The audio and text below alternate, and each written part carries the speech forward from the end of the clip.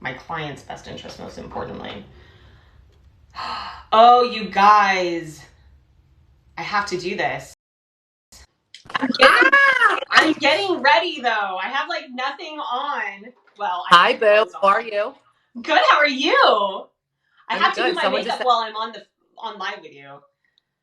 Somebody was just saying in my thing, they were like, you and Heather the lawyer are live at the same time, and I'm like, oh my god, this is it, and we're twinning. We literally are. Like, this was meant to be. Like, this was not an accident. Meant to be. How are you? I'm good. We were just talking about how I personally feel like Matthew might have enough to officially file to end her conservatorship by the next hearing because it's so far away. What do you think? Do you think he would be able to have enough to? We were just discussing strategy. We were literally just discussing strategy. So I have two theories. One theory is, yeah, I agree with you by the next hearing, but that's September. So that's so fun.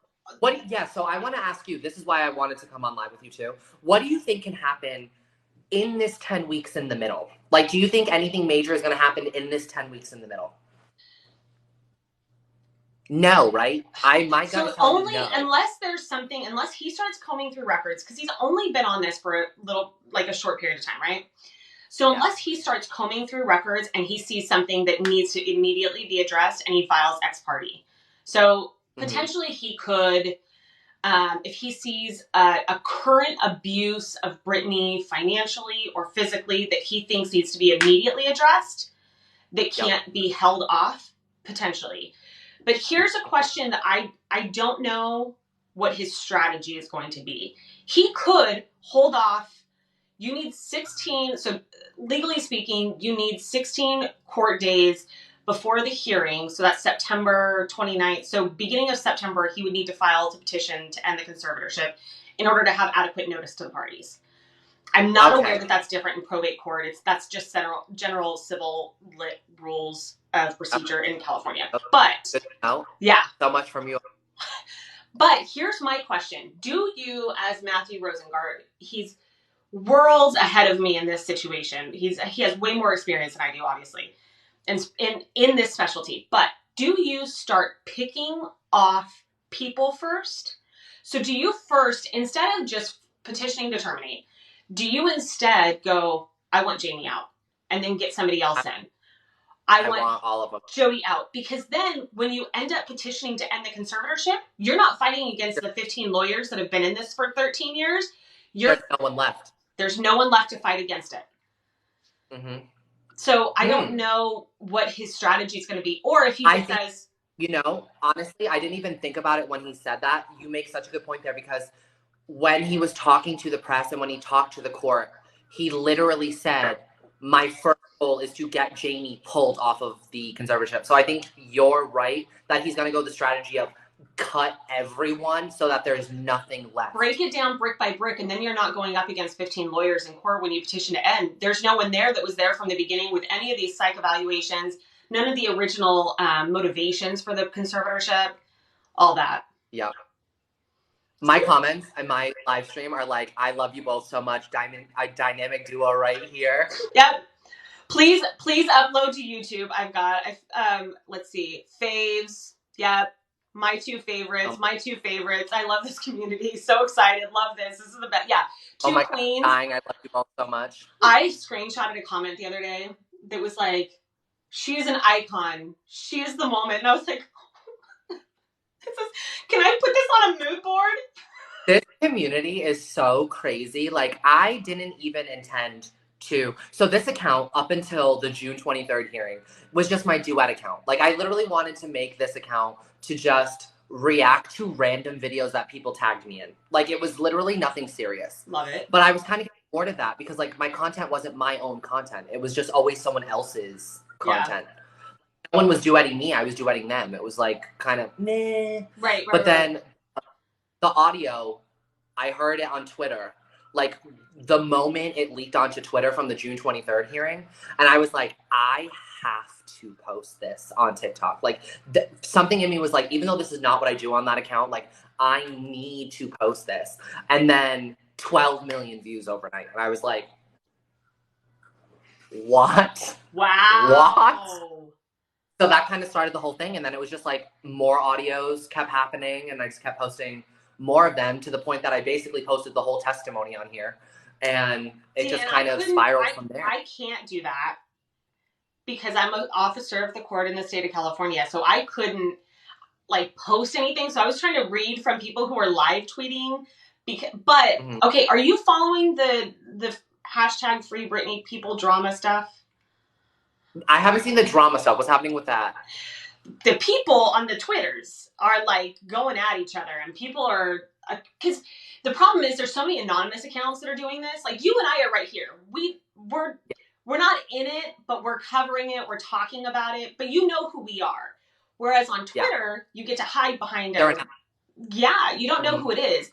And so similar to Britney's own Instagram, people are speculating like, are you Lou Taylor? Are you hired by Lou Taylor?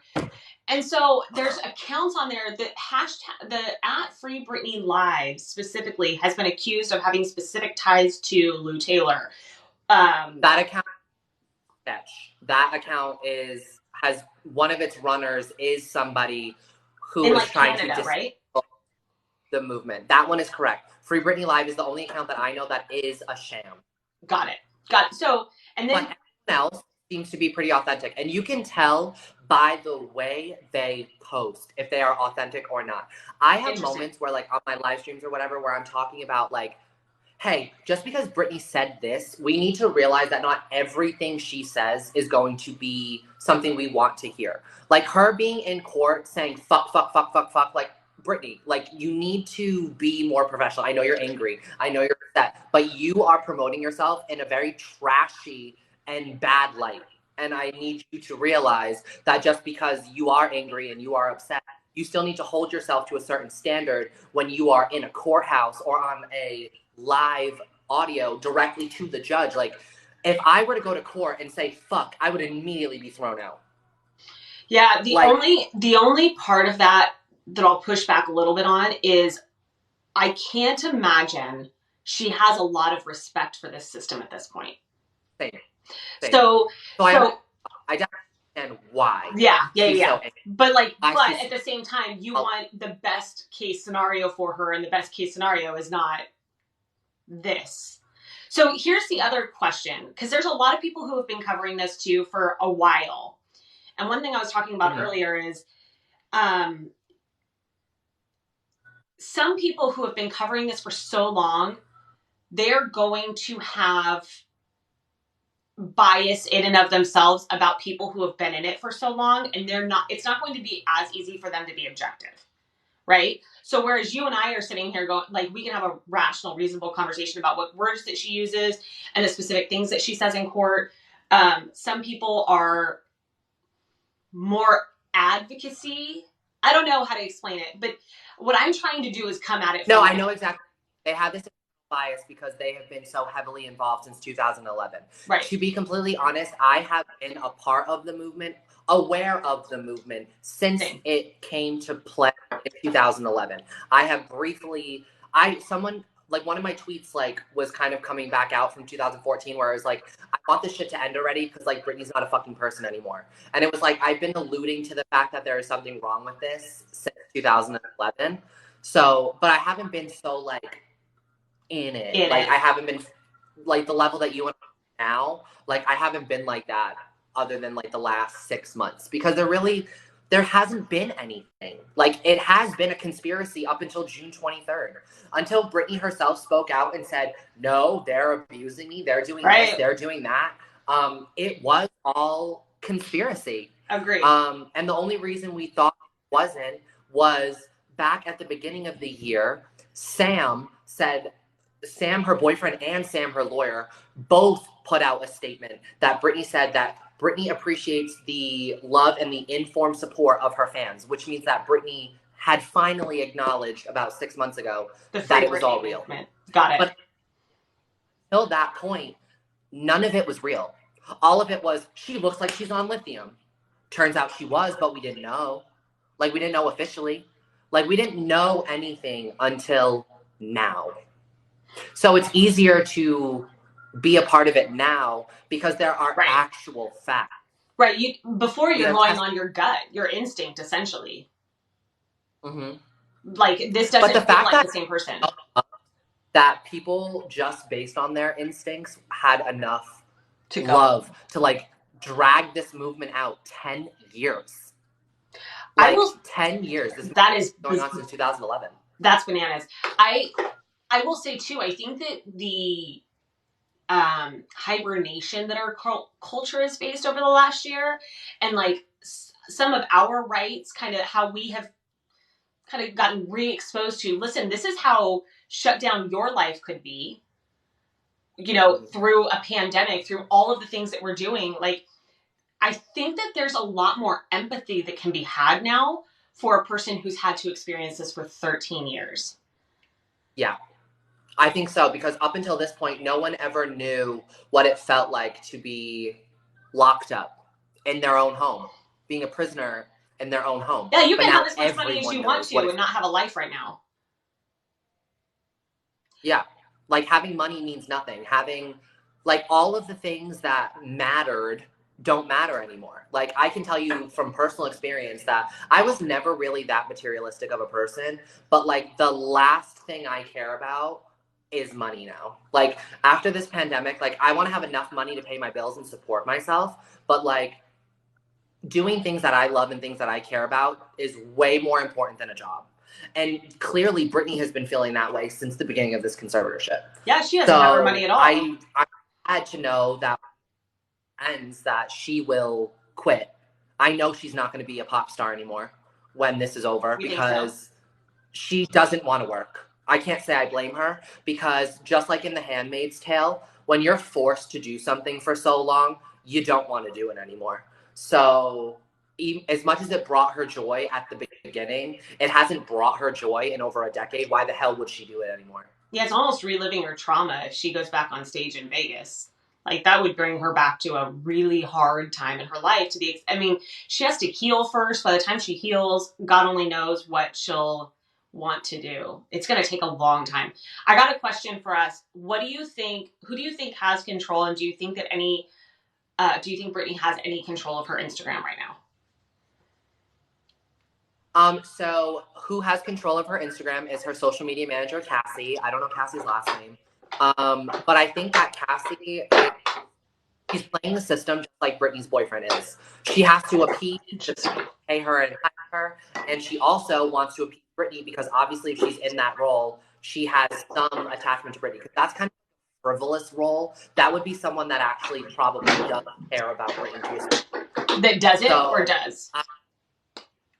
Does. Okay. I think does. Because that's not really like it's not as serious. You know what I'm saying? Right. Like it's a little lighter. They don't make that much money. Like, it's definitely, it's a different kind of role. Got it. So I think that if Britney is not the one in control of her Instagram, she now is having her story told through whoever is, which is Cassie. So I think Cassie, if it's Cassie posting or if it's Britney posting, now it's posting the content that out. Okay, so you think at least a portion of the narrative is coming from her then? Is coming from Britney? I think that from last night, that was 100% Britney, because she literally, without actually saying it, said, "Fuck you, Jamie Lynn. Fuck you, Mom. Fuck you, everybody in my inner circle that is coming out of the woodworks now saying how much you love me and how much you want to be there for me." She literally put 3 middle fingers at the end of the post. I'm done with all of you. So my initial... that Teen Con would want out there. Got it. That's how I know that the narrative is changing. Got it. So my initial thought was, I did not think it was her at all. And I thought it was an FU to the Lance Basses and the Justin Timberlakes and the Madonnas and the Paris Hiltons and the Kim Kardashians who are now coming out and saying, oh, we're here for you. We're going to be here for you, when there was no support over the last 13 years. So maybe it's a mix. Maybe it's a mix. If it's her narrative, maybe there's a part of her that feels that way too. Who knows? Or maybe it is just Jamie Lynn. Jamie Lynn's Instagram has been bizarre. I think the thing here, though, is that if you look at the last 13 years of Instagram posts, they're never direct. They're always Okay. kind of like a little vague, a little sketchy. This one was like, fuck you. This Like, is true. This is true. You. All of you people that are acting self-righteous when there's no bone in your body that is self-righteous, fuck you, is literally what this post said. It was direct, it was angry, and it was in the exact same tone of both of her testimonies. Got it. And that's why I feel that this was the first time she posted, because I know for a fact she did not post the horseback riding one. Oh, I'm so sad, my life is so miserable, look at my $10 million ranch. Like, I knew that one wasn't Britney. So what do you think of her mom? What do I think of her mom? I posted a whole video about what I think about her mom. In my opinion, Lynn is just guilty by omission. The fact that she has done absolutely nothing. I don't care how scared you are of your ex-husband. Fair. I don't care how you benefit potentially from this. But as a parent, I'm not even a parent myself. But if I had a child and they were suffering and being abused by my own ex-husband, I would kill him. I would do everything in my power to make sure that my child is fine. So Lynn is trash just due to the fact that she has done nothing until a week before. Oh, my sweet baby, she deserves to choose her own lawyer. I couldn't imagine doing that to my daughter. I just couldn't. I couldn't. No, I literally couldn't either. Lynn's trash. Jamie Lynn. We need to talk about Jamie Lynn. Go for it. We need to talk about Jamie Lynn. Okay, so Jamie Lynn, in her supervision, her daughter almost died on an ATV. So there's that. Child endangerment. Britney's the crazy one, though. Jamie Lynn has run over multiple cats. Killed them. Jamie and admitted Lynn it. Has pulled a knife. Yeah, and pulled a knife on multiple people in a sandwich shop in a heated argument. But the whole narrative is Britney's the crazy one. Right. Britney has the problems. And these are things that I've been saying since 2014. All of those instances with Jamie Lynn have happened throughout the last 6 years. They weren't at the beginning of the conservatorship. They were halfway through. Yeah. So it's like, how come Jamie Lynn's narrative is, she's a badass, Jamie Lynn's fine? Why is the narrative so different? You want to know why? Because no one gives a fuck about Jamie Lynn. No one cares about Jamie Lynn. So that's the problem here. When there's nothing to gain, no one cares. Right. Wrong the situation is. So, because I can't figure it out. What's Jamie Lynn's involvement in the trust? Do you know? We don't know exactly what it is. She was appointed. That's the part I saw. The best of it, if something were to happen to Britney, which was tied to the fact that she was put back on lithium exactly 2 months after Jamie Lynn was appointed that role. They were trying to do what they did to Michael Jackson to Britney Spears. Let's appoint all of her money to her daughter, to her sister, who we also control, and then kill her. Got it. So can you explain? Literally, they have money with someone that we are controlling, so we can still have control over that money, and then we'll off Britney, and then we'll go on with this charade, pretend it's an accident, just like with the Michael Jackson stuff. They were trying to do what they did to Michael Jackson. In a way. Can you explain the tie between the two? So the tie between the two is the fact that Michael Jackson, when he passed away, obviously was worth so much money. So they need to figure out what is going to happen with this money. The same court system that approved conservatorship, they happened around because Michael Jackson passed away around a similar with the conservatorship going into play. So it was the same people that made it happen, that appointed crooked people roll over Michael Jackson's and appointed Britney Spears' dad full control over her. So they had the same legal team for the most part. And then did that include? It was the same court system. Did that include? So Adam Streisand was part of that, though, right? Yes. What was his role in the Michael Jackson stuff? Do you remember? Because I remember seeing that. Let's see.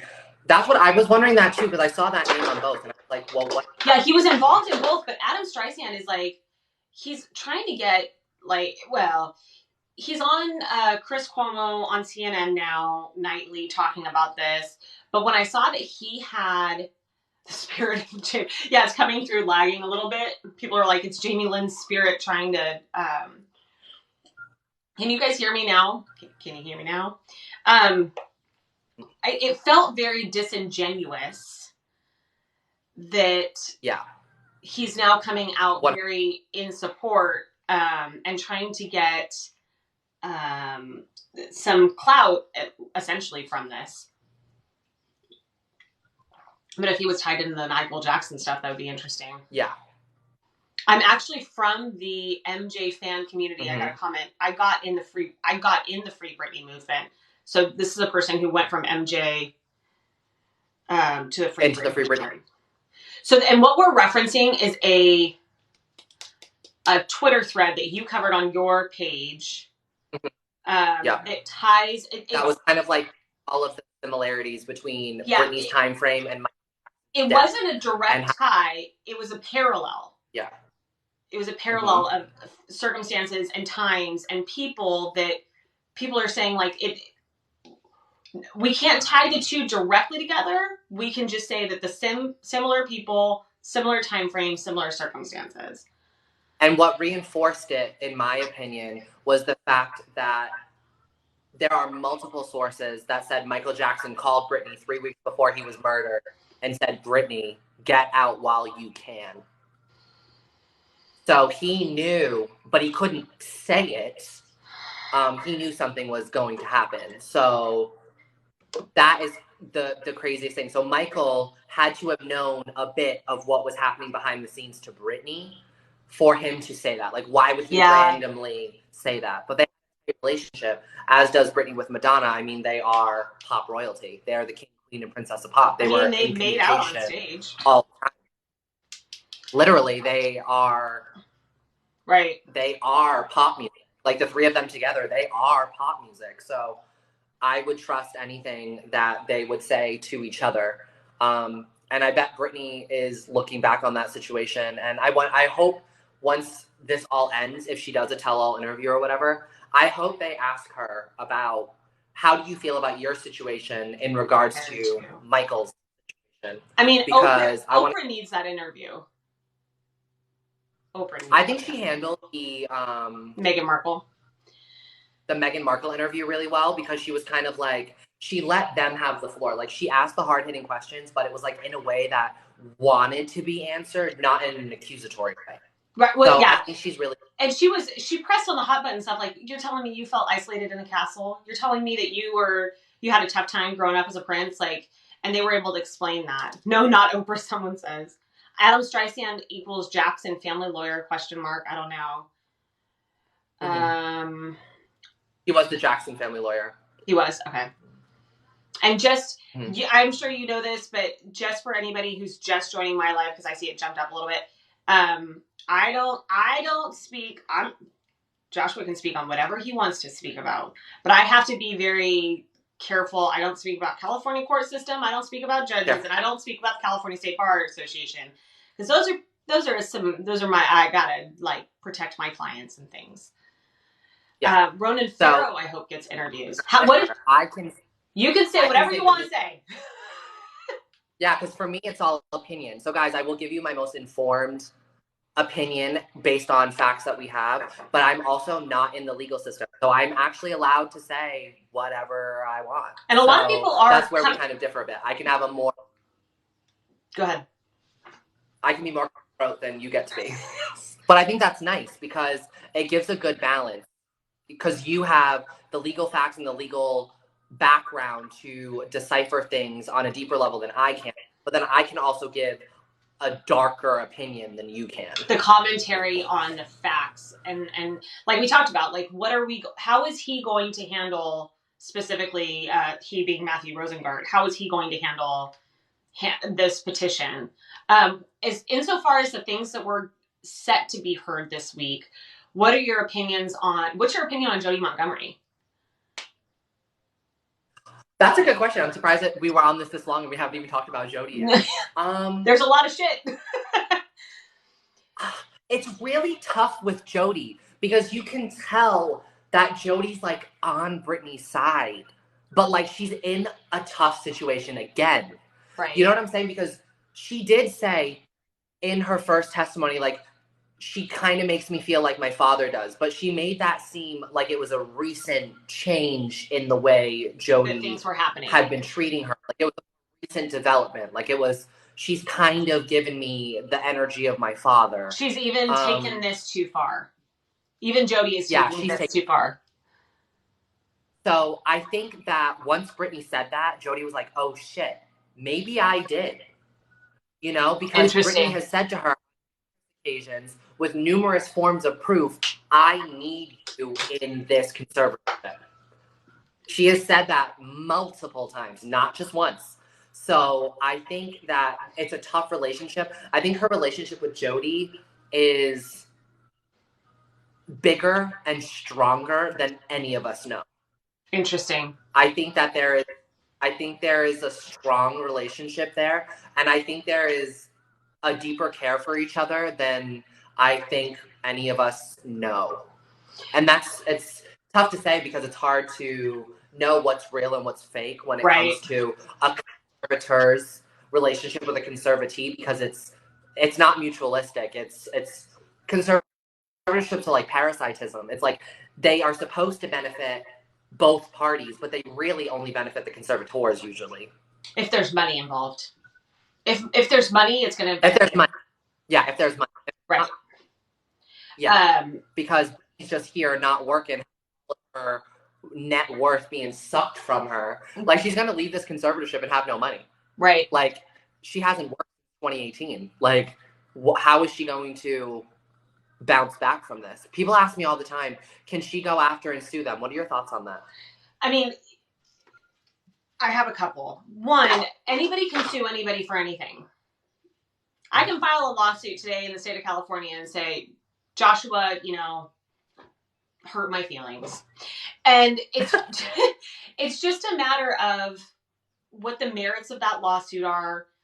You would have to go in there and file something to defend it, right? So theoretically, but so yes, if something was done, there's different ways. One, she's already attempted at some level to start an investigation on conservatorship abuse.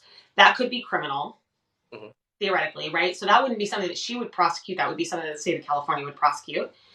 There's the question of, if this all gets ended, which I think is what you're asking, can she go after the people who took the money from her? I have two thoughts on that. Yeah, theoretically, if they breach their fiduciary duty, then she could go after them and, try to get money back. But is that what's in her best interest? Do we really want to spend more money on attorneys trying to drag this shit out? And do we really want Britney to have to relive the trauma that she's had for 13 years? I tell my clients, I can tell you what can happen legally, and I can tell you what practically is a good idea. Practically, maybe we don't spend another $2 million on litigators and allow your dad to potentially get attorney's fees at the end of the day because you've alleged fraud and abuse, and can't prove it. And let's not forget that the courts did sanctions, not in a bad way, but allowed this conservatorship to continue. So to some extent, he would be able to point to, look, the accountings were approved. I removed myself from the conservatorship as a conservator of the person, and Jodi's been in charge.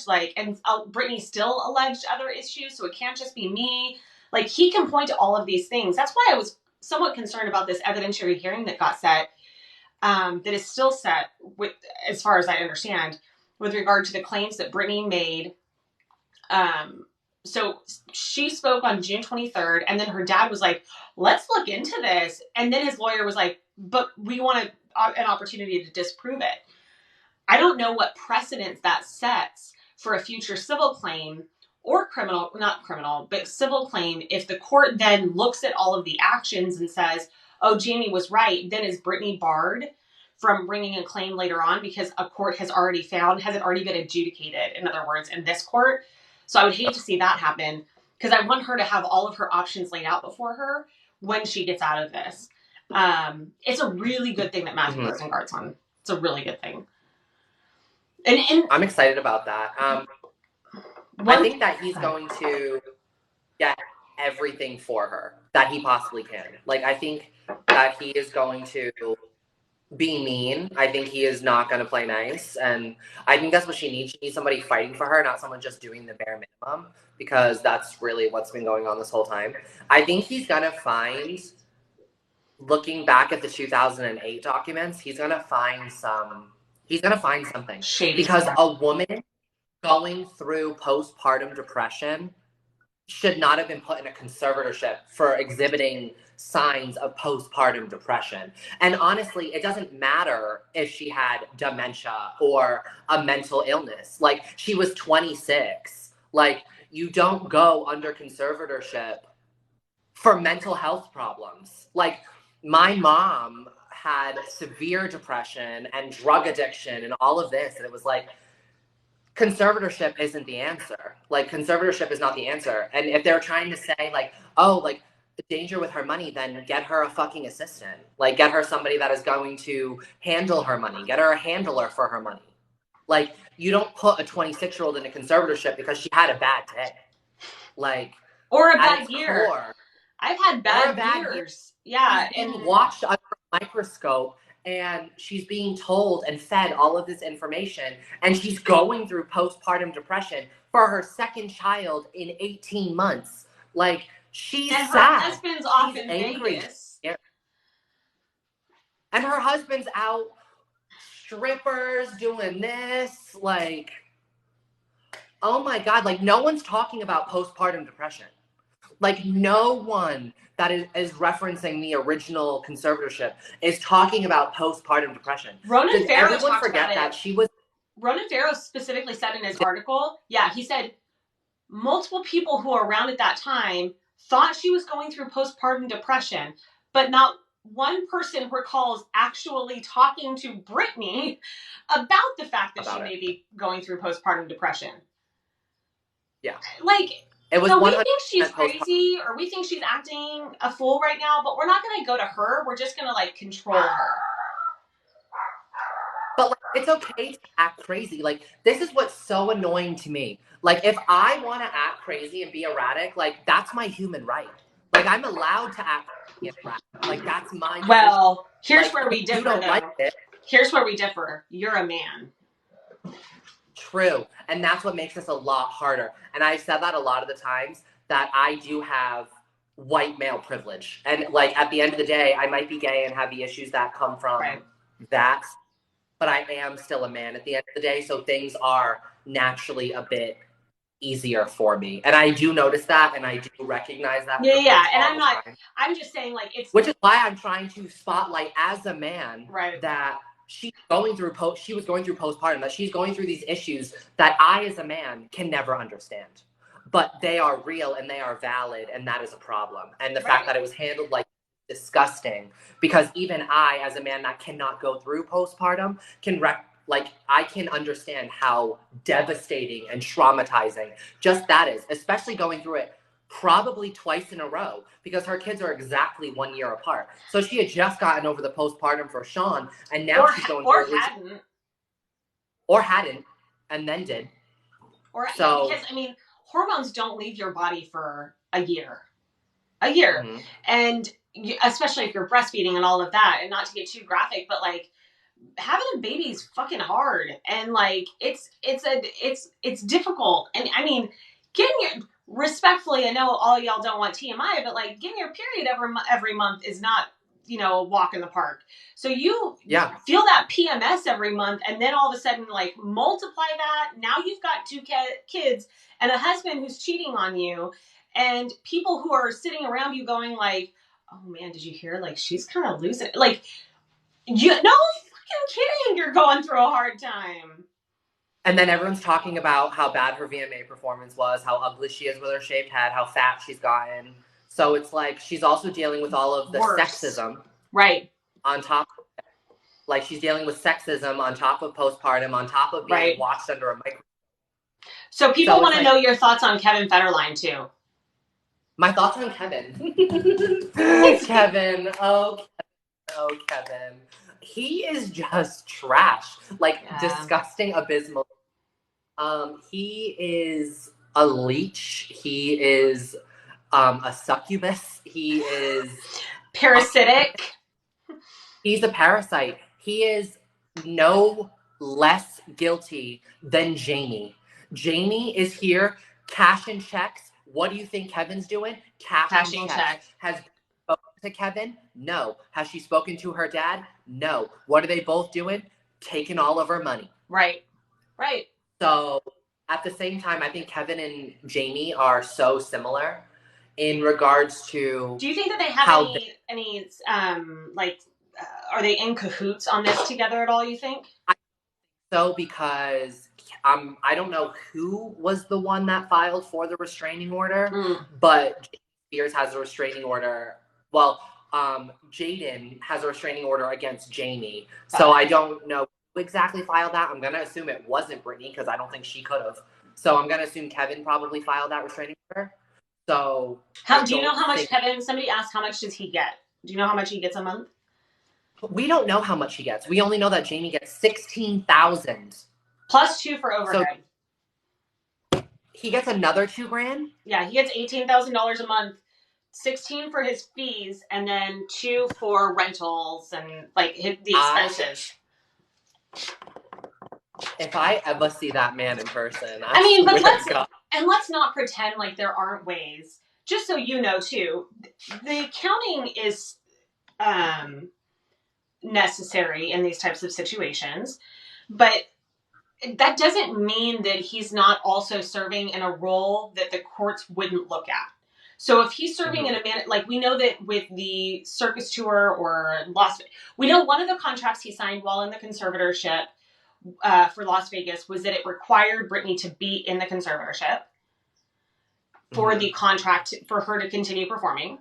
And we also know that he at one point got 1.5% of the gross earnings, both from the tour and from merchandising, for the performance itself. And it was like $330 million or something like that. And that didn't include merchandising. So he's also serving in a capacity that allows for him to make money outside of the $16,000 a month. I got a comment, not many pop up like this, but I got one comment that was like, but he's helping her. And it's just, at some point, with the best of intentions, somebody with the best of intentions, not Jamie, you or I, walk in and one of us is in needing help and the other one starts serving as conservator. At some point, if I'm serving in capacity as your conservator and you're worth 600, 60 million, whatever it is, at some point it becomes in my best interest, even subconsciously, to continue this. Because now I 10 years in, have convinced myself that not only is this necessary, but that I'm helping you. And this is how I make my money. So it's much easier for me to believe that's exactly narrative. Ronan's his verbal interview. He was like, the problem with conservatorship laws is if a conservatee is doing bad in a conservatorship, that is proof that a conservatorship needs to continue. But if a conservatee is thriving in a conservatorship, that's also proof that the conservatorship works.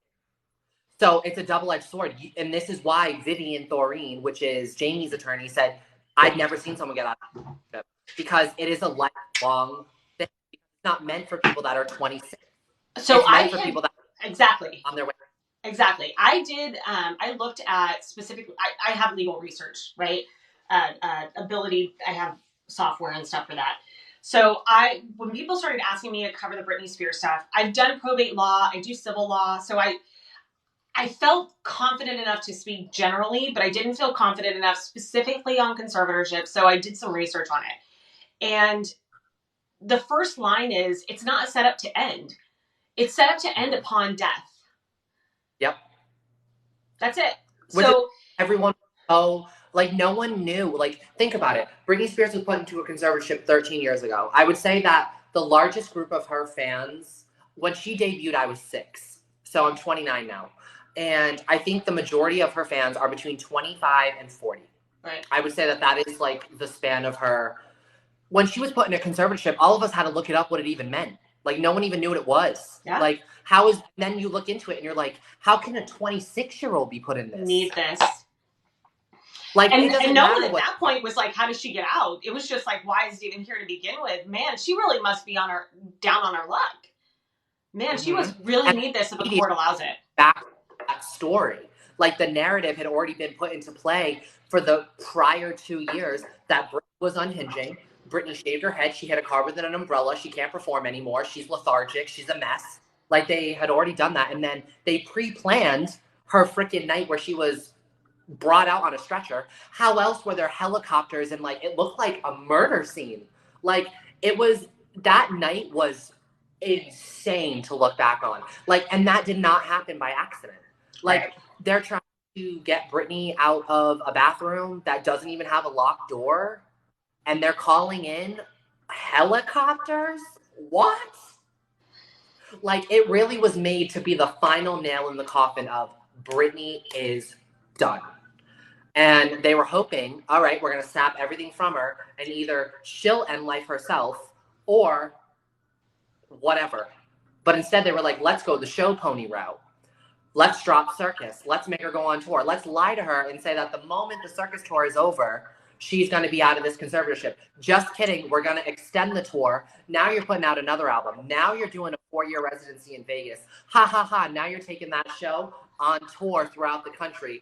Oh, your tour just ended? All right, well, start rehearsing Domination, next residency. Go, go, go, go, go. Yep. It became a business relationship. And then they said that. And it's a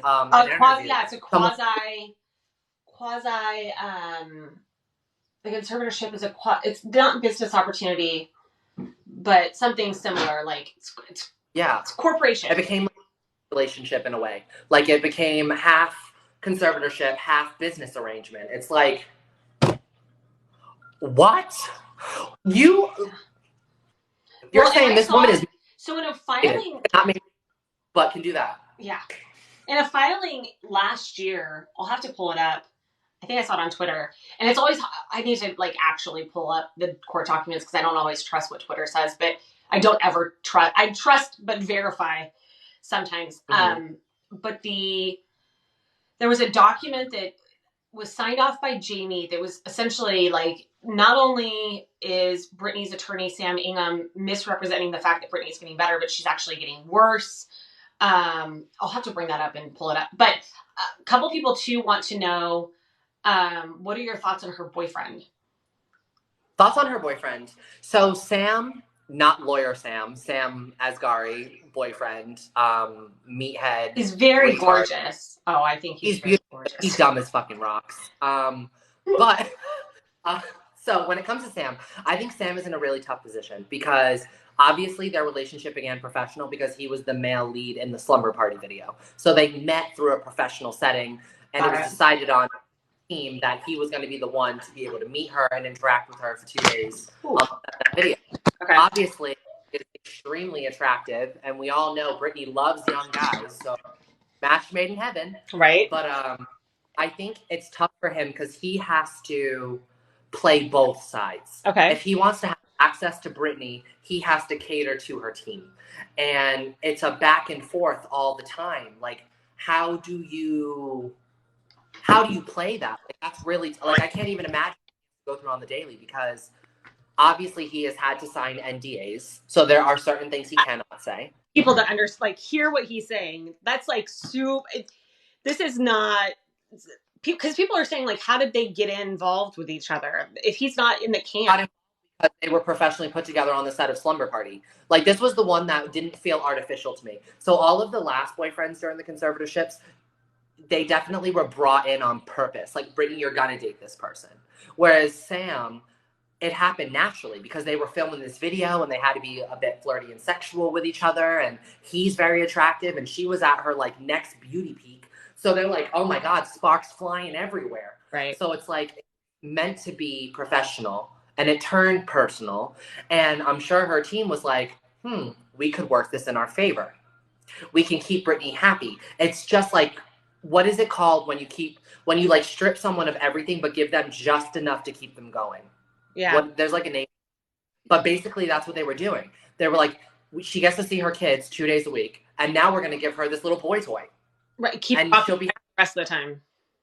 Keep her occupied enough. Keep her functioning enough. but not thriving, because she can't be thriving because then she'll get out of this. So we got to keep it going. Got to keep the ruse going. And that's what people are saying. Breadcrumbing, Stockholm syndrome, gaslighting. That's it. Stockholm syndrome. Gaslighting. Someone said of mine, gaslighting. So did you see my post about the gaslighting? About how Lance Bassett's husband? I saw that part. I saw the post because I stitched it. Mm-hmm. Yeah, that's the one that it's just like stuff like that has been rumored to have been happening the whole time. Like not just until Lance Bass's husband said that, but they've basically been feeding her info that is false forever to like make her feel bad, to like crack her a little bit more, keep the ruse going.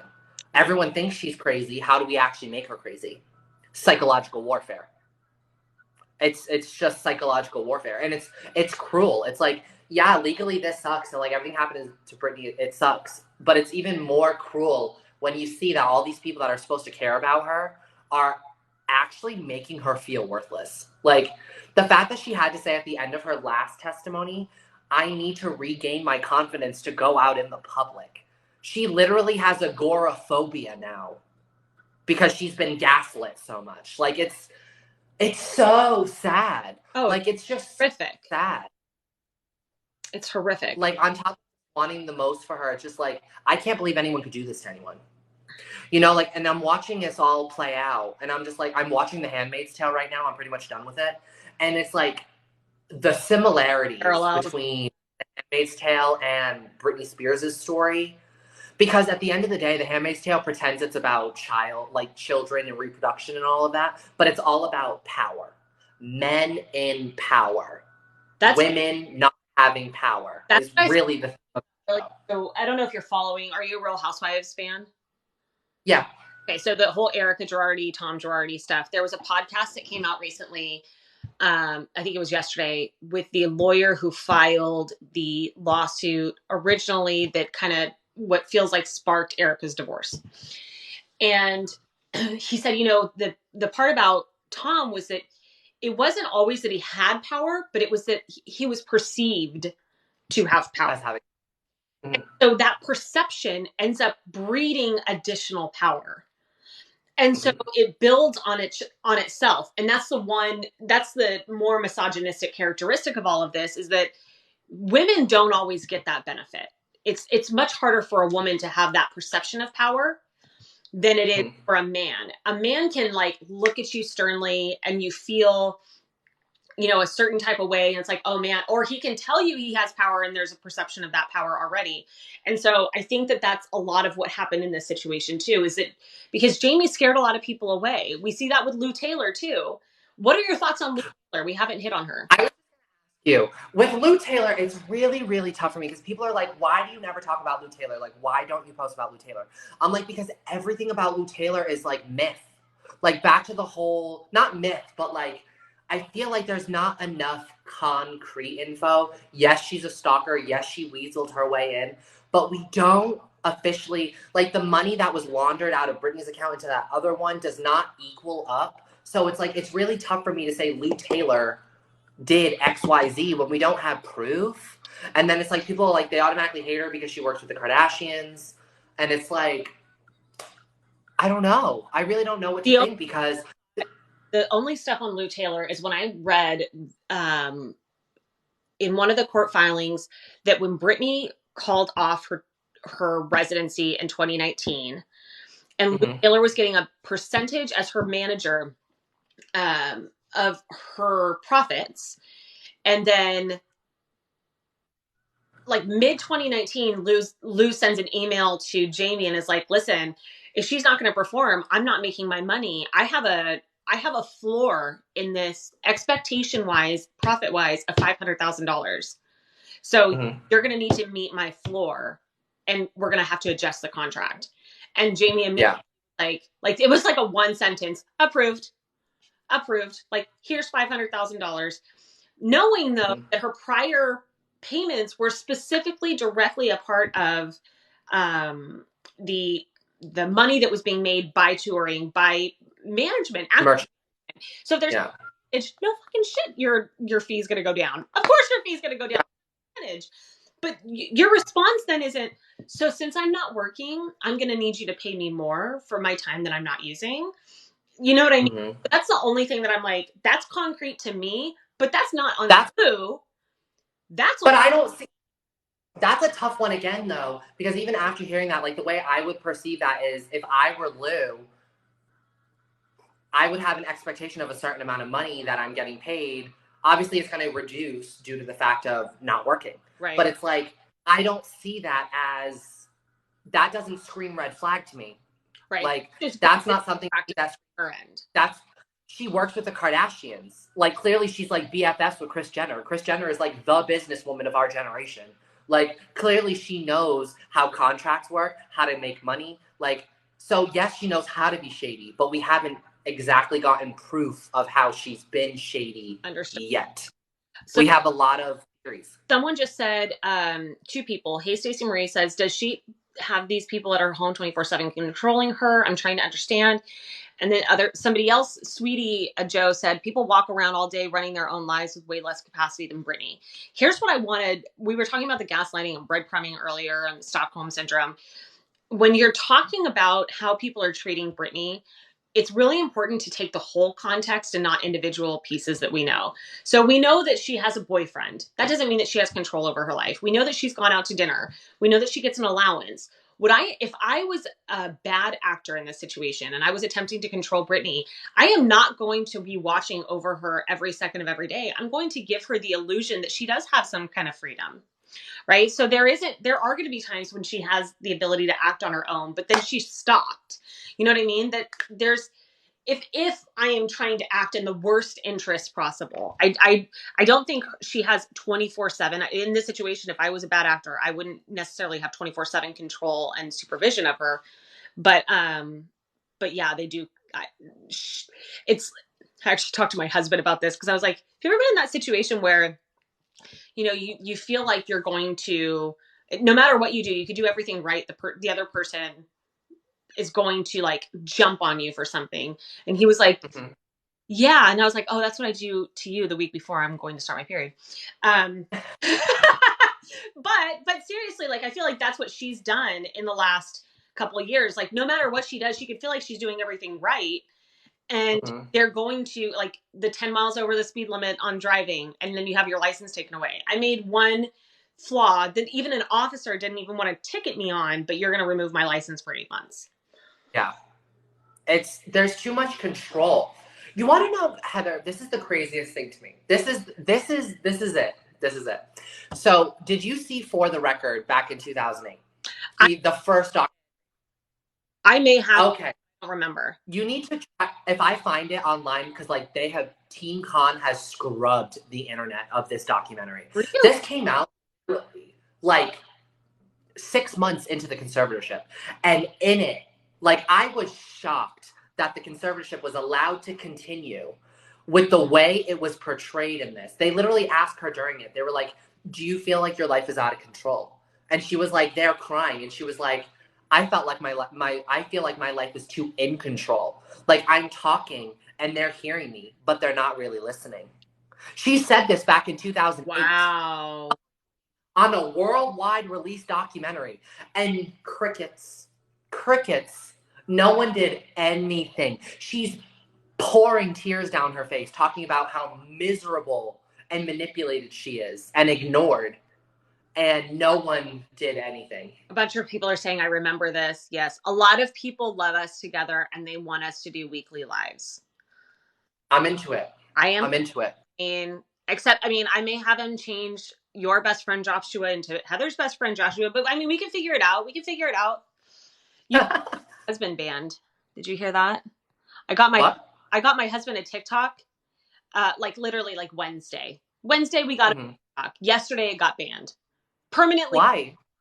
I tagged him in a video. So I reached the level of success on TikTok where people start impersonating you. But I'm also too freaking dumb because I haven't been here long enough to know what I'm doing. So I have this video. I took a screenshot of the person's account and put it up on my TikTok and was like, if you guys have time, report it. I reported it. But I took the title of the video and the freaking title of the video is covering the person's name. And then in the video, I said, the only backup account I have or anything close to it would be my husband's, and it's Heather's Tim, because I was trying to make a joke of subjugating men because it fucking happens. Mm-hmm. And so people tagged my husband, mass tagged my husband's account thinking it was the imposter, and now he's permanently banned.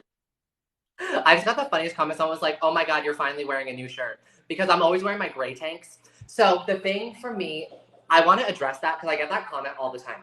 It's kind of like a branding thing. Like there is this guy I watch on YouTube that wears this yellow Hufflepuff shirt every time he goes to Universal Orlando. Because it's kind of like a signifier. Like if I see this yellow shirt in like this 6'4" guy, I know who that is. Right. Like the gray top had become like a staple of like, I know exactly who this is before I even start talking. Right. Like you can immediately tell by my hair and by my tank top who I am. You're not just on TikTok, you're everywhere.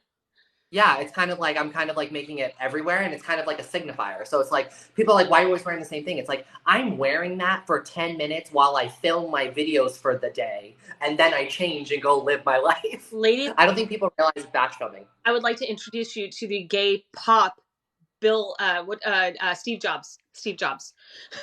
Didn't he work? Yeah, no, seriously though. Yeah, Steve Jobs. Yeah, they're always like Tim Cook and everyone like that. Like they're always wearing like a very similar thing. It's kind of like you establish like a look or like one thing that's the same, so people constantly know who you are. What do you, aside from TikTok, what do you do? I quit working at Starbucks back in so mid-pandemic, so it was like June of last year. I was a manager at Starbucks for 5 years. So I'd worked for Starbucks for so long. And I had the opportunity to step away mutualistically because Starbucks was cutting staffing to a certain percentage. And they allowed us to basically volunteer ourselves to be laid off so that we could be unemployed so we still had income. It was like a mutualistic relationship. So I chose it because I had not wanted to do it anymore. So I've been using the last year since then to build my following on here. And I had my other account, which is That Astrology Guy, where I make astrology content, obviously. And that account has 165,000 followers. And then I have this account, which is blowing up now, which is almost at 250. So it's like I've been trying to just grow separate. Because the only way you can financially survive online is if you have multiple streams of income. So having income from this, having income from the astrology account, having brand deals potentially in the future, etc. So it's like what I'm doing is this, surprisingly. But like this is so many things because you can, as you're starting to find out, you can do anything you want. Right. Like you can really do whatever you want. Like if you ever wanted to open another account with one of your other hobbies, like it doesn't have to be an expertise. Like I've been on a growth journey spiritually since I made my astrology account. So people have been growing with me. So it's like, I don't have an expertise in it, but people like it because it's relatable. It's understandable. It's digestible. It's basically what we're doing with Britney's case. Right. With that. I like to bring kind of energy to whatever opportunities I do outside of this. Makes sense. But yeah, kind of like making content. That's really blanket what I do. I make content. Are you on YouTube? Ask me in real life, I'm like, I work from home. Same. Are you on YouTube too? Because I hear that that's the best way to actually make income from content. So no, I used to do YouTube for so long when I was younger. I don't like long form content. Okay. Like I like watching. I don't like making it. I don't have the I'm an Aries, so this is a stereotype of Aries. I do not have the attention span to make a 20-minute video. I just don't. By the time I'm done editing it and everything, I don't care about the video anymore. And then I have to go on this promotion cycle for the next like 3 to 4 days to make sure that it reaches its maximum success. I just can't do that. I would rather make 10 small videos on TikTok and just post them throughout the day. Like it's just a bunch of people have asked me about podcasts. Like starting a podcast. I feel like you and I doing like a limited series podcast on Britney Spears would be great. Yes. And people have asked me if I had plans on doing a podcast, and I was like, I would only do a podcast on a topic that I really care about if I had a great co-host that could balance my energy. And this live 100% proven that. Yep.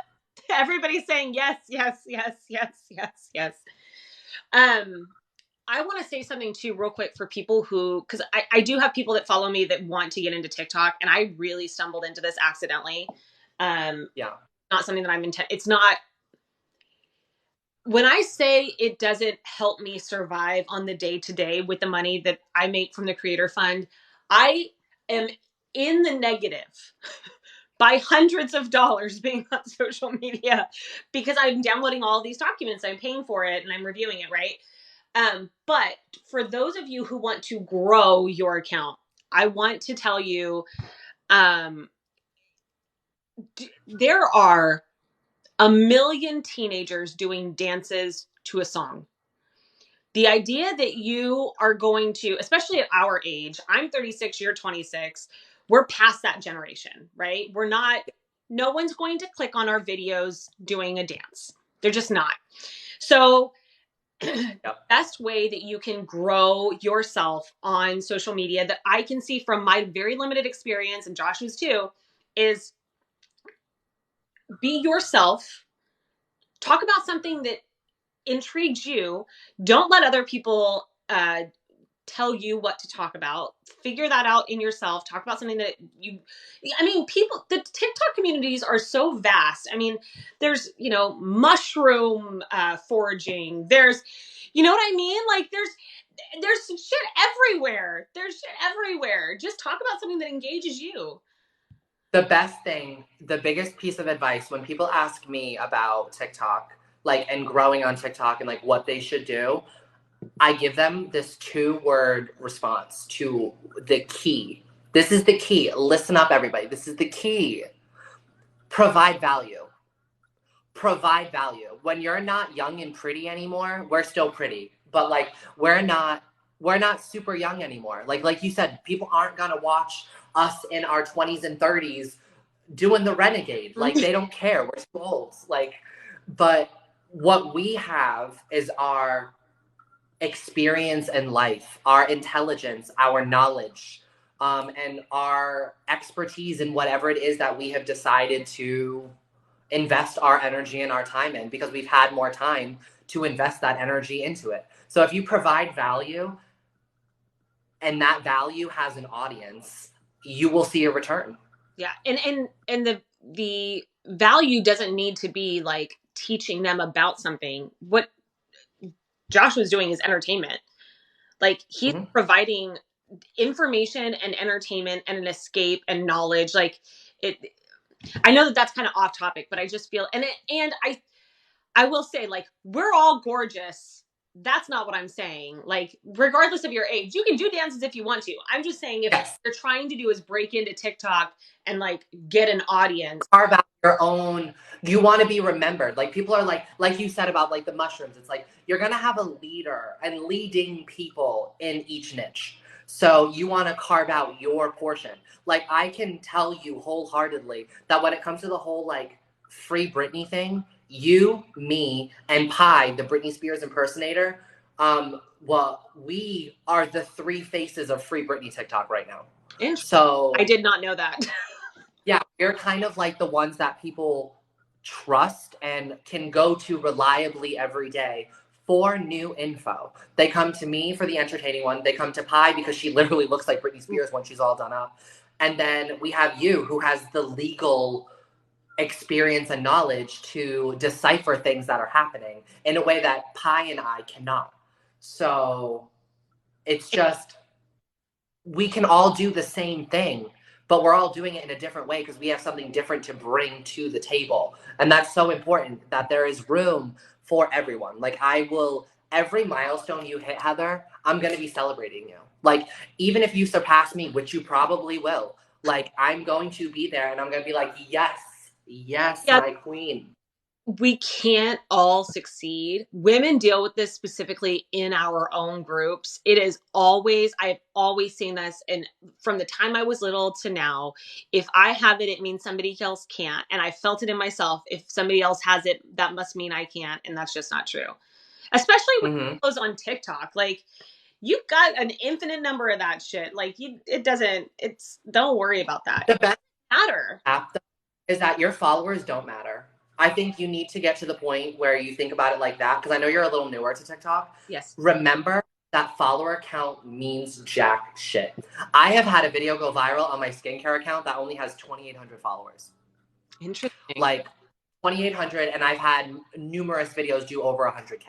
You know what I'm saying? It's like, and have a good like ratio too. Like it didn't just do well, it like interaction and everything. Right. So it's like, it does, the follower count on this, you end up on somebody's For You page. And odds are they don't follow you. No one looks at their following tab. Everyone looks at their For You tab. Right. So you're going to end up on that For You tab regardless. Yep. Yep. And not everything go viral. Obviously, I don't know about you, but I can tell when a video I post is going to do well. But I still post the ones that I know aren't going to do as well because they're still important. It's just, I can tell when I post something, this is going to be the one. Like when I posted the one about the screenshots of the texting of Britney's numbers and all those being changed. I posted that and I'm like, this is hitting 1 million. Like this is 1 million. This is a video that is shocking. And that is going to get 1 million. And it did. And it's like, there's other ones I post that I know they'll do okay, but they're not going to blow up like that. I have no fucking idea what's going. I have literally, like, when I first started, I was covering this influencer, Rachel Hollis, because I was a follower of her. And so, and she shit on TikTok essentially and was like, you know, I don't want to be relatable. So when I started talking about that and the community of women who no longer followed her started following me, someone was like, oh, Target pulled her books. I swear to God, I'm in the middle of a deposition. I see that, I'm on break and I'm like, looks like Target dropped her. And it's like 200,000 views. I have one video that's hit 1 million. That's it. That's all I have. Which is, and you built such a strong following on that one, like on only one video hitting 1 million because you have consistent views. Like you consistently do well with everything you post. You have a baseline. I consider my baseline to be like 8K, it seems like my baseline is. Like even like if I were to shit post something of no value, it would still reach at least 8,000 people, it seems. So it's like when you have that baseline of people that do support you, I'll never shit post though, because there's no point in me making content if it's trash, like, and it has no value. Like I said, providing value is the most important thing, whether that be knowledge, entertainment, a service, whatever it is that you're providing, just have it be something of value. And it's like, I will constantly post things of value. And that was where I was running into my crux before I started making entertainment news, because I was just duetting stuff and it was meaningless. It was frivolous. And it was fun because it was like, I was a hype man. I was like making friends and it was like, it was cute to interact with the community. But it's like, I wasn't feeling fulfilled. Like I wasn't providing value. I didn't perceive it as value. Obviously, the 100,000 people that followed me because of that perceived it as value. But I personally was like, I'm almost 30. Like, this is not. Because if at 26, you're almost 30. At 36, I'm 20. 29. I thought you were 26, 29. No, 20. So I'm almost 30. So I'm like, April 5th. Okay, so you got a little bit. Oh, I got a while. I just turned 29.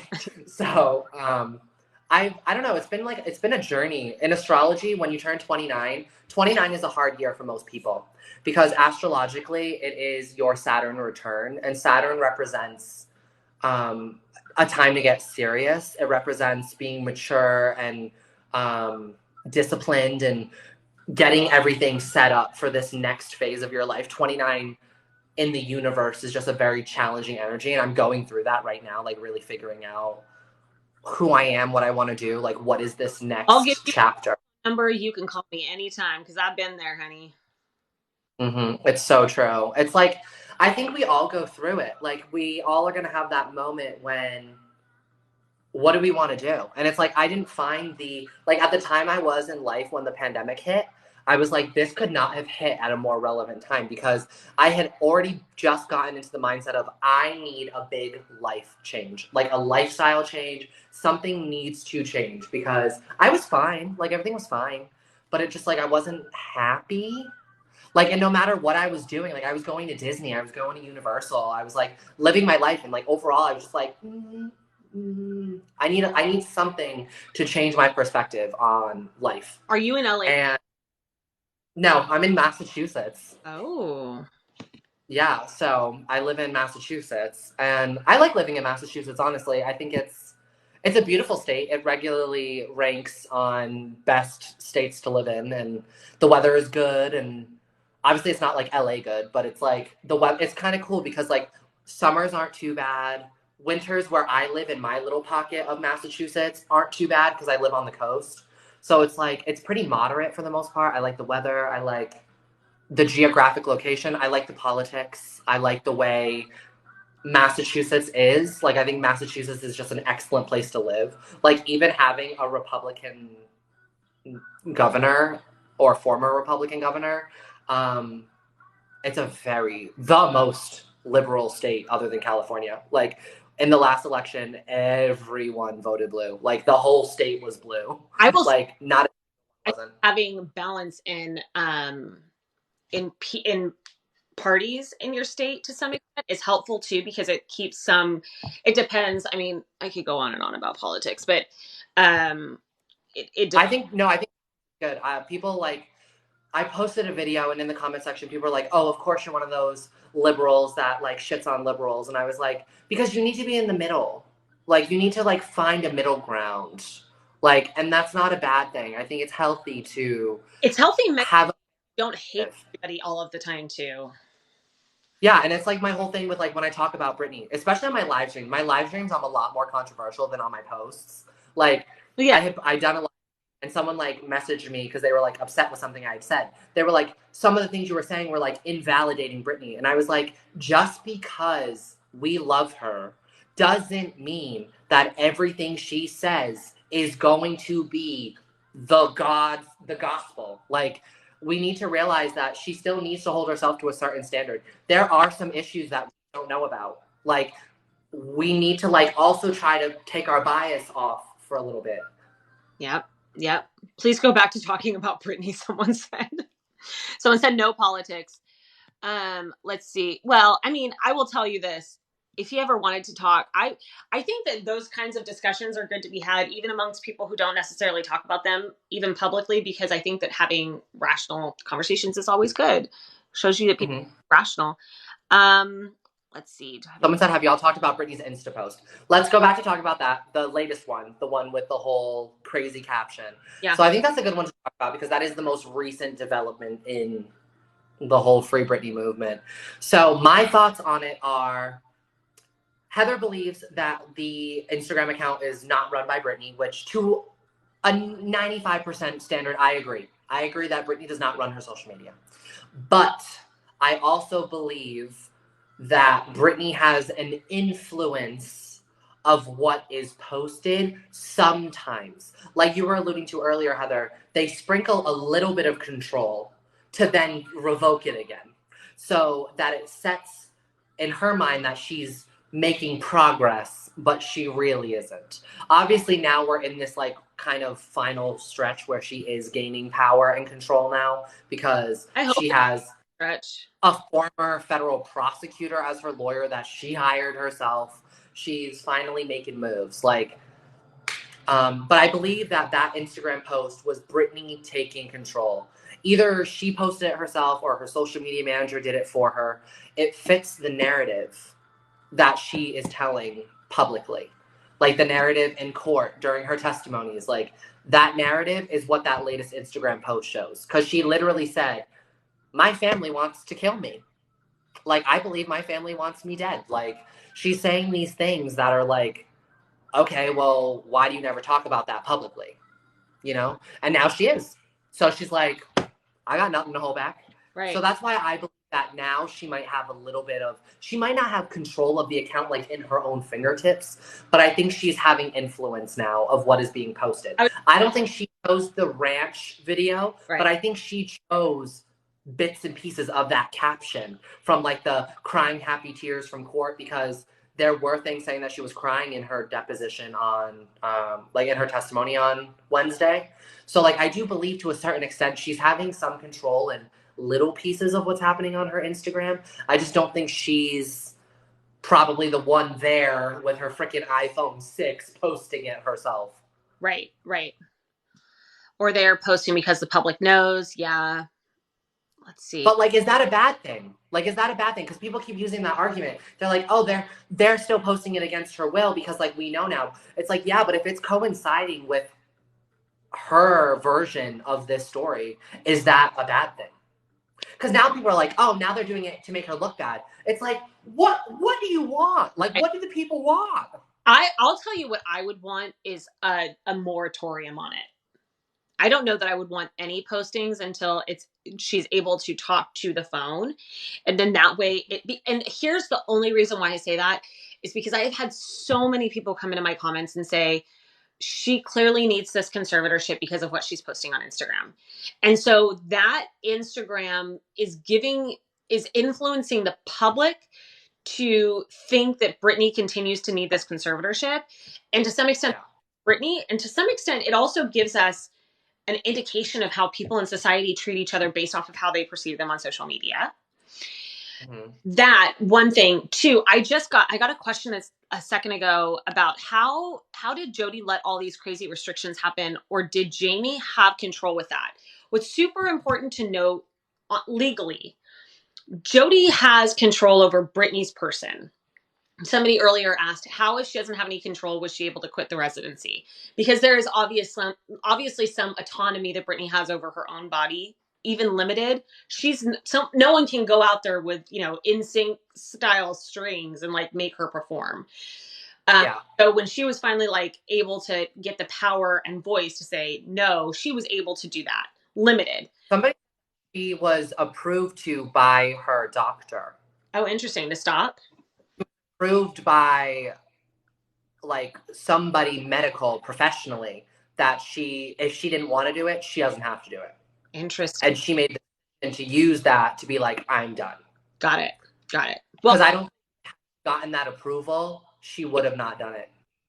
So on the other side of it too, for Jodi has, what Jodi said is correct in that if there is something that Britney has asked for, a car, a phone, any of that, to some extent, if it needs to be paid for by the estate, her father does have control of whether or not to approve that expense. What I see in the fee petitions, Jodi has expended some of her own money in this and then asked for reimbursement. So that's the only question I would have. So Jodi has upfronted some of her own money to like grant some of Britney's requests? That it would read that way, that there's reimbursable expenses that she's asking for reimbursement for. Okay. I mean, I have to say again, like we've been seeing that Britney's relationship with Jodi is very complex because yes, there are moments where she's like you said, when she was like, she's taking this too far, like my father. But it's like on the other side, we've seen numerous texts that are like, I need you, I appreciate you, thank you. You know what I'm saying? Like we're seeing both sides, but then that's tough because then that reinforces, is Britney mentally well, because she's telling two different stories. Well, so this other side is redacted on those texts. And I don't know if that says, in order for me to be able to get this in court, I need to know that you need me. Oh, yeah. I need an approve of you. Got it. You know what I mean? Like, what was on the other side? Yeah. I take it from a very like, not conspiratorial, but analytical view of like, if you're not showing me the full story, Jodi, the conservator, is not an attorney. There's no attorney-client confidentiality there. I don't know I really tried as hard as I could to think what would be redacted there, that unless it's medical information, but I don't know. Yeah. It's a tough one. I think the issue is that this should have never been granted. I think that's what Matthew Rosengart is ultimately going to find. I think he's going to find that 2008 was so sketch. Like the fact that Britney didn't have any analysis before the approval. She wasn't present at the hearing. She wasn't, like, everything in 2008 was so sketch and rushed that he's going to find something, and it's going to be big, and it's going to be our next viral videos. I can tell you that. It's going to be... it'll be interesting to see what his papers come out and say.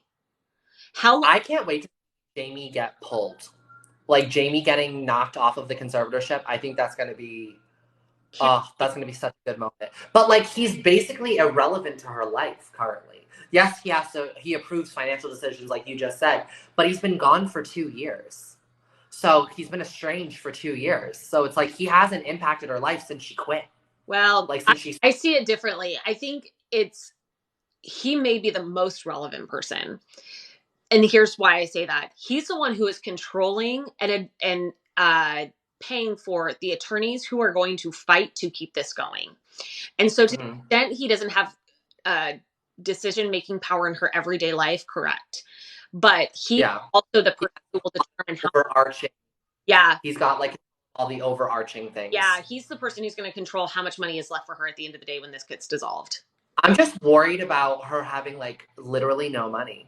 So that's like she's gonna, because she's not working. Right. Like, she hasn't worked since 2018. So yeah, she probably has some income coming in from merchandising and from like perfume sales and things like that. But like, she's not actually making all the money from being a pop star is in touring. So now that she's not working at all, no residency, and now we're on year 3 of that. It's like she hasn't had like a solid source of income, especially with the hundreds of thousands of dollars going out every month. It's like, I'm wondering what she's going to be left with. There's an attorney's fees a year.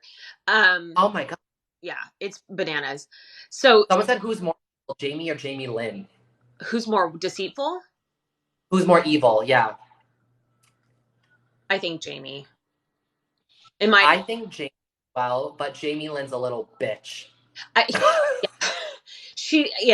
don't disagree that she's problematic in many ways. I have a little bit more empathy for her, only because she was raised by the person that you know what I mean? Like, manipulated too. I think we need to not constantly look at her in a negative light, but she's a little fucking piece of work, that Jamie Lynn.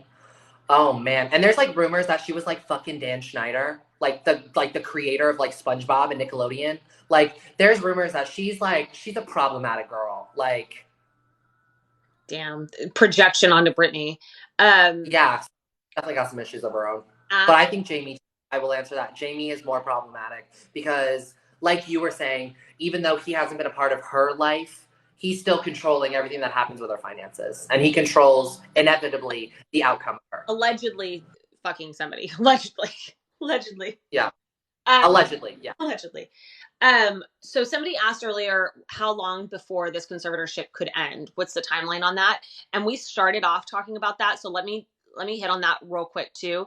What we started discussing was, how does this happen? Does he petition to end the conservatorship? Rosengart, does he petition to end the conservatorship? Or does it go, there's so many avenues you can go about this. So, because it's legal strategy. So what my thoughts are is, if I were him, right now, if you look at the minute orders, there's 10 to 15 attorneys that appeared in court last week. Like, it's just the amount of people that are being paid through this and attorneys that are making, paying for their beach houses. It's bananas. So it would make more sense then to knock it off one by one. So do you get Jamie out first? He's not acting in the best interest. There's somebody else that could do this. Least restrictive means, yada, yada, yada. You're welcome, Sandy. So I think it would be a better idea if you knock it out. Okay, first we get rid of Jamie. Maybe we appoint somebody in temporarily. Then we get rid, and then Vivian and all of his people go. Once he's out, you lose like 5 attorneys. Then you start figuring out, we've already got Sam Ingham out. So that was step 1. Mm-hmm. Oh, you start picking off these people who have been in this long term. And then who's going to oppose the petition to end the conservatorship? You don't have anybody. Bingo. I totally agree with you. I think the way you're putting it makes the most sense because, first of all, got Sam Ingham to first was Sam, right? Before her manager, Larry Rudolph. Was Sam before Larry? Like a day before Larry? Bessemer, then it was almost simultaneous. I can't remember who. It was like with Ingham and Larry Rudolph. Mm-hmm. So Larry, manager that everyone hated, that was like watching all of this happening. I'm pretty sure he was part of the reason that there was the clause for the conservatorship being required in the legal documents for the Vegas residency. I'm pretty sure Larry had a say in that. I think I remember hearing something about that. But they're all getting picked off one by one. So it's like, next up is Daddy, because she literally said, I want him off today. Literally, she was like, I want him off of this. I want to go after him for abuse. I want his head on a platter, essentially. Yeah. That's interesting. And do you think, someone asked me this, if Jamie dies or if Jamie is removed, what happens to the conservatorship? Somebody else gets appointed. Do you think Jodi just becomes everything? No, I wouldn't. I wouldn't. I think it would be somebody else closer to the finances. Because you would want somebody who has the historical knowledge. That's. Do you think it's like another like Bessemer situation, like kind of like a professional? Maybe that's why it was so nice to have them involved originally, except that I think people's objection to them was that it was appointed by Sam Ingham. And once people started feeling like Sam Ingham wasn't doing his job, then they don't trust anybody that he's appointed, even though he was a person who only tapped Jodi too. Yeah. And I will say, Jodi has balls to watching everybody around her be like, oh, I'm out. Oh, Britney said something negative about me. I'm out. The only two people who stuck around and were like, I'm not resigning, were Jamie and Jodi. And now they're going. And you could look at that conspiratorially and say, well, that's because they're in on it together. But I actually don't think so. I don't think so. I think that there are things that she's doing, that Jodi is doing behind the scenes that do help Britney, as opposed to Jamie, in my opinion. It's really tough. Like I said, like I've been saying, with Jodi, it's a really, really tough situation because they have a complicated relationship. Like it's a legal relationship that involves so many personal things that it's tough to dictate like what is real and what isn't. And we don't know the extent that she has gone to with regards to gaslighting, and I don't know if we'll ever know. We don't know. Somebody, alcoholic, be in charge. I'm sure they'll let Jodi be in charge. Remember, though, the court doesn't have the benefit of what we have the benefit of. The court isn't sitting here watching Josh and I on live. The court isn't looking through the texts that are being posted or the interviews that are being given. The court doesn't have the benefit of any of that. The only person that could act on behalf of Britney's interests, truly, Britney's own interest, was her attorney. So to the extent that her attorney didn't act for her interests and didn't say, hey, wait a minute, her dad's an alcoholic that's been beating down her door, or her dad has a restraining order against him by her son, if any of that wasn't presented, then how is the court can't take that into evidence? Because it's not being presented. So I think it's important to remember that the court can only do what the court can do with what's presented to them. I still can't believe that Britney and Kevin picked up her dad looking coked out of his mind from rehab in 2004. And he was he became her conservator. Like you said, the court's not going to really know that. Or if they knew that, it's not privy to that case. Right. But it just blows my mind. Like when I posted that video, people were like, oh my God, you're right. Like, what? Like, that's so sketch. And then why has Lynn been so quiet? Why has Lynn done nothing? Like, why has Lynn literally done nothing except hang out with Jamie Lynn in Louisiana while Jamie Lynn's attempting to stab people at a pita pit and running over kittens and almost killing her daughter by not actually monitoring the things she does? Like, come on. Somebody said, could this lead to new conservatorship credential laws? Possibly. My gut tells me that there's going to be some level of conservatorship reform after this, at least in California. Yeah. In Massachusetts, you can't get a conservatorship. Like, the laws to get a conservatorship in Massachusetts are so much more challenging than California is ripe for abuse. Their conservatorship system is ripe for abuse, unlike a lot of others. I will say LA specifically. Definitely LA. People that are tied in together so intricately, and my power rests in your power, and in order to retain it, we have to take it from this other person. And I don't see nearly the level of I see it political power in my area. I see it, but it's not to this level. But in LA, it's a different level. And whereabouts do you live in? I live in Northern California, east of the Bay Area. Oh, nice. Yeah. Nice. So yeah, and I live. I mean, if somebody really wanted to find me, I'm a licensed attorney in the state of California. They could. When I started TikTok and I started getting some followers, people started calling my office, so I took my last name off of everything. Oh, Remember, but I don't get like I don't say where I live anymore. Like it got a little crazy. Not. Which sucks because what I'd love to do is I'd love to be able to be like, oh yeah, I'm a personal injury attorney in California, and people can call me for cases and whatnot, but I need to I can't, unfortunately, right now. I got to figure out a way to do that. Yeah, no, I would caution on the side of privacy when it comes to certain things that you share on here, because this app can be a little scary. Everyone's little detectives, and they're terrifying. So I had one of my sweet followers emailed me. It was like, hey, just want to let you know, I had posted my Venmo because I saw people were doing that, and I was like, oh, that's fine. And then and I had a big letter in the background of one of my lives, and she was like, just by those two little pieces of information, I can tell what your last name is. I know. And I took my last name off of my Venmo. She was like, I know who your husband is. She said, I'm not telling you this like because I'm a stalker. I'm telling you this because I'm also on TikTok. And in 2 minutes, I was able to find out all of this information. And I was like, oh, shit. All right. Yeah, I'll take it all off. No, never mind. Never mind. And that is horrifying. I still I posted something on my Instagram the other day. I've doubled my Instagram following just by this, even though I don't post really on Instagram anymore. But I posted like a memory or something that I had posted before, and it had my last name and a couple of my followers. Steph specifically was like, hey, great post, except I would take this down because it has your last name right there. And I was like, yeah, fair enough. I mean, everyone knows my last name, so I'm screwed. Yeah.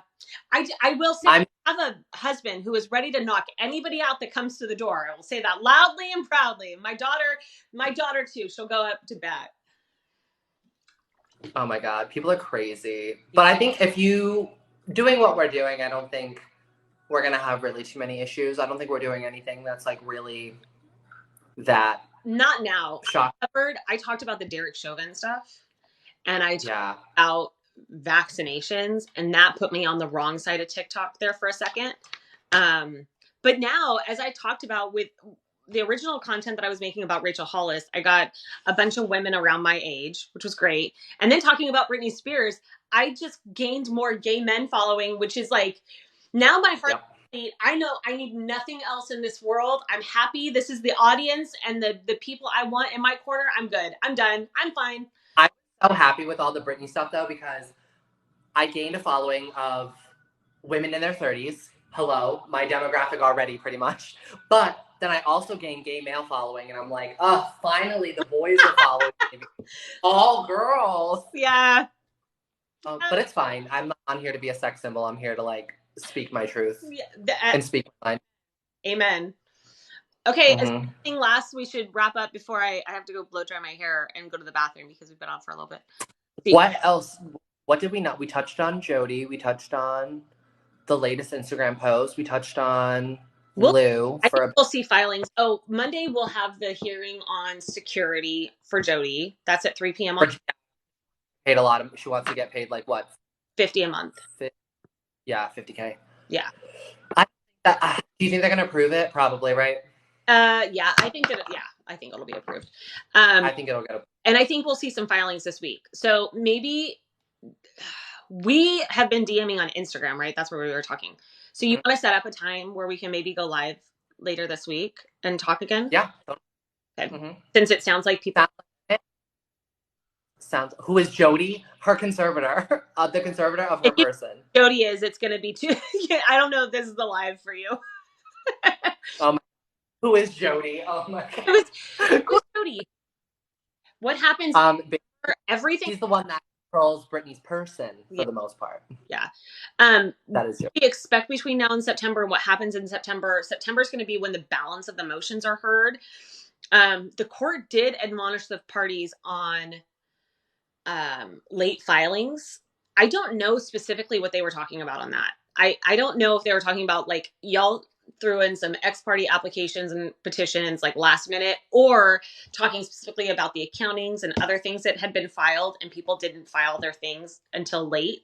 So, and that order appointing Bessemer was filed like 7 months after the hearing or something crazy. So we'll see on that. Yeah, because why was that? Okay, that's a good question. That's the last question I want to ask you. Why was that refiled the day after Britney gave her testimony? Why do you think? Like, that's so sketchy. Like, when that, I was like, wait, because people were like, no, they're going to step backwards. I was like, wait, this is the petition from last year. Like, why now? Why when she's away in Hawaii? One could argue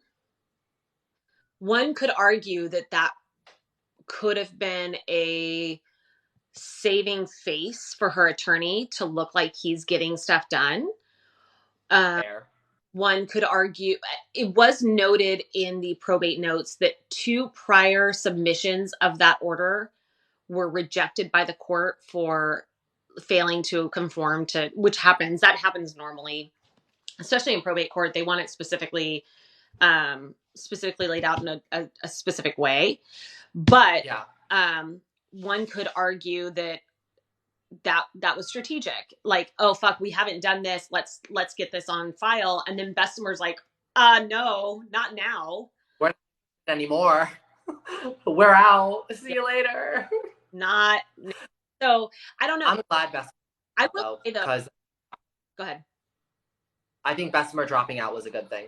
I think it really kind of enforced that it wasn't, that keeping this going is not in benefit of the conservatee anymore. Like, and they felt like they could help back then. And now they're like, ooh, no. Now that she's expressed that she wants it over in her own words, like, why would we hop on it now? Right. That's why having an unbiased outside party is the best way to do a conservatorship if you are going to do one. Don't have it be someone that is ripe to abuse it. Right. Because they look at it from the standpoint of, is this in the benefit of our client? No, we don't want it. Right. Whereas James like, $18,000, merchandise revenue, tour revenue, yeah. Yep. Gross. If you're telling people outside it's voluntary, yeah. I'm going to download this and post it on my YouTube channel if you're cool with that. Yeah. Okay. Sounds like a plan. So, and everybody's saying, please make this weekly. We're going to talk and we will set up a time and we'll make a video. He'll make a video. We'll make sure that y'all know when it's going to be. Mm-hmm. We'll set it all up. So it was super lovely talking to you. Oh, I had such a good time. I'm glad it happened by like accident too. Like, I love when that happens. I know. Just so everybody knows, we DM'd about doing this. I asked him and he said yes. And then literally yesterday, and then he ended up asking in my live and I was getting ready. I was like, yeah, I mean, I'll throw some shit on real quick and we'll get it done. It all works. All right. Well, I will talk to you later. I will DM you. Talk soon. All right. Bye. Bye.